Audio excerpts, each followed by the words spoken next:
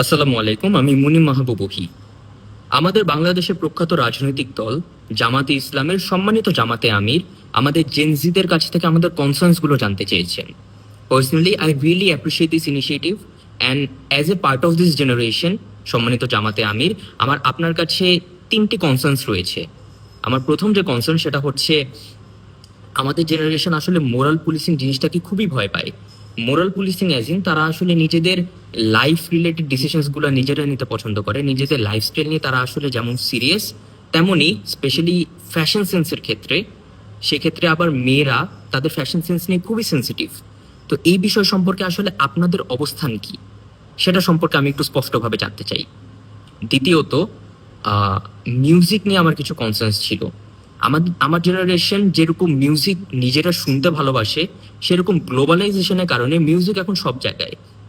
যেমন এখন সিনেমাতে মিউজিক ব্যবহার হয়, শর্ট ফিল্ম, যে কোনো ধরনের ডকুমেন্টারি, ইভেন নিউজ, তাছাড়া সোশ্যাল মিডিয়াতে রিলসে মিউজিক অনেক বেশি ব্যবহার হয়।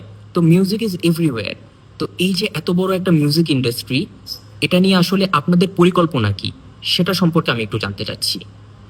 তৃতীয়ত, আমার যে কনসার্নটা, আমি আসলে একজন এইচএসসি ক্যান্ডিডেট এবং সামনে ইনশাল্লাহ আমি অ্যাডমিশনের জন্য লড়াই করব। সে জায়গা থেকে আমাদের দেশের ইউনিভার্সিটিসগুলো নিয়ে আমার কিছু প্রশ্ন ছিল।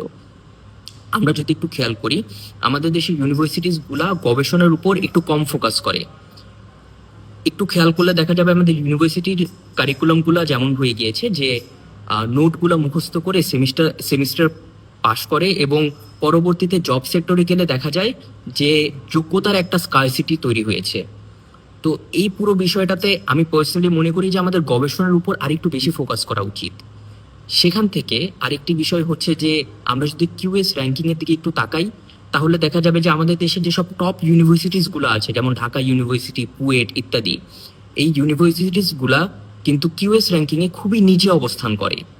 তো গ্লোবালি আসলে আমাদের এই ইউনিভার্সিটিস গুলাকে যাতে গ্লোবাল স্ট্যান্ডার্ডে আসে এবং গ্লোবালি আর একটু ভালো র্যাঙ্ক করে, সেই বিষয় সম্পর্কে আপনাদের পদক্ষেপগুলো কি হবে বা আপনাদের এই বিষয় সম্পর্কে কিরকম প্ল্যানস রয়েছে, সেটা সম্পর্কে আমি একটু জানতে চাচ্ছি।